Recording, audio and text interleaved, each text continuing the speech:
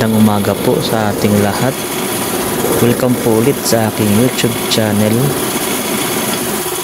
Mapapansin nyo po, pinabaklas po ang ating brake drum para ito ay matanggal. Pukin mo lang ito para ito ay dahan-dahang lumabas.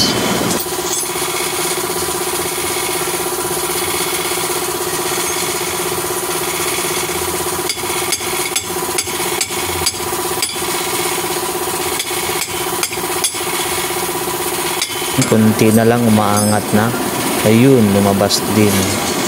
Ay, pinawisan tuloy si kuya. Hindi totoo yan. Bola lang yan.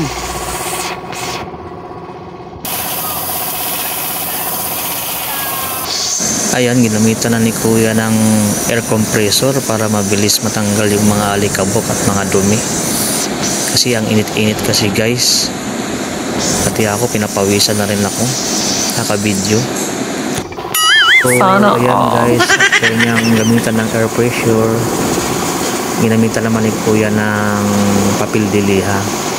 Ayan, nakikita niyo magkabilaan yung brake shoe na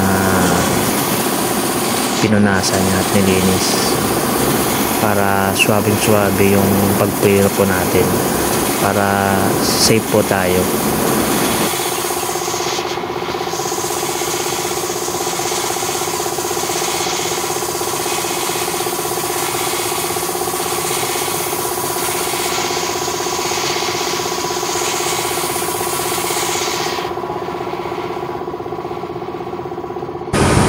Kung napansin nyo guys, sobrang ingay ng ano natin sa paligid. Gawa kasi ng compressor. So ayan guys, lumipat naman si kuya sa kabila para linisin naman yung isang brake drum. Ayan, kung napansin nyo, nililihan niya.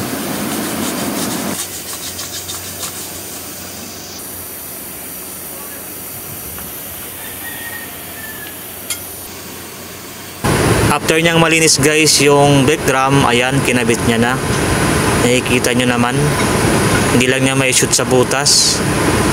Ayan, kunti pa kuya.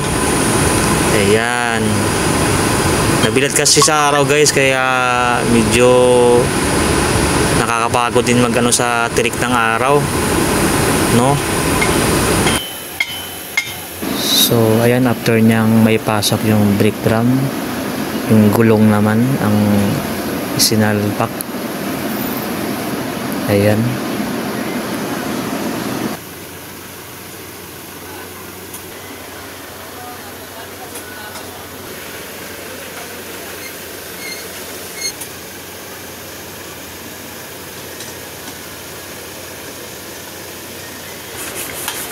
So ayan yung kabilang side naman guys, para last na lang yan, para may kabit na naman.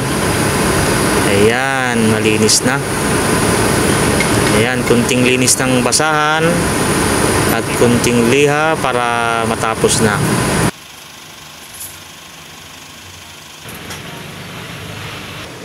So ayan guys, matapos kong i-pump yung brake pedal at saka yung i-permis yung pedal para lumabas daw yung hangin doon sa may caliper niya. So ayan, natapos na nga. At kung napansin nyo, hindi ko lang nakuhaan kanina ng video kasi pinapakinggan ko yung sinasabi niya. So ayan, napansin nyo yung niya, yung sa likod nun, basa na. Tumalsik na yung brake fluid niya, tsaka kasama na rin yung hangin dyan. So ayan, kita nyo naman, basang basa na.